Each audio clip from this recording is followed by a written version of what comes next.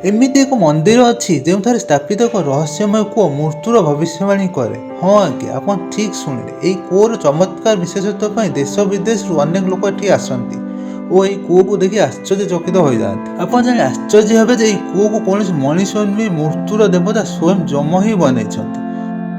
यही कूओ केउठारे अवस्थित, यही कूओ किपरि मनुष्यर भविष्यवाणी करे, यही सब रहस्यमय को जानिबा पई वीडियो को शेष पर्यंत देखंतु। आपन स्पोर्ट्स ओडिया स्वागत। वीडियो भल लगे लाइक शेयर सब्सक्राइब करंतु। आमे कथा होजु धर्मेश्वर महादेव विषय। यही मंदिर काशीर मिल घाट उपरे ही अवस्थित।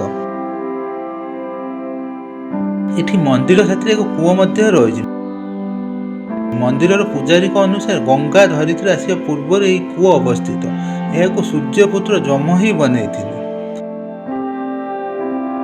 गंगा अवतरण पूर्व एठी धर्मराज जम तपस्या करथिले। भगवान शिव को वरदान एठारे जम को नामकरण होइथिला। कुहा जाय जे गंगा अवतरण पूर्व महादेव शिव पृथ्वी जन्मित मनीष मरिया पर तांको स्वर्ग ना नरकर जगह मिलिबो और पृथ्वी लोक किए नहीं आसिबे ए विषय अनेक चिंतित थिले। धर्मराज जमर तपस्यार प्रसन्न हो महादेव शिव जम को वरदान दे कहले, देवतारू नहीं पृथ्वी पर्यंत समस्त तुमको जमराजा कही डाकिबे और पाप पुण्यर हिसाब रखा दायित्व जम को देले। सेबेठारु से निश्चय करती मरिया पर क्या स्वर्ग मिलिबो और क्या नरक। चलतु जानिबा एठी अवस्थित रहस्यमय कूओ विषय। प्राय 40 फुट गभीर कूओ विषय कहुए। यही कूओरे नुआईकी देखा द्वारा जदि छाई देखा न जाए ताहले 6 मास भीतर मृत्युर संकट आसी थाए।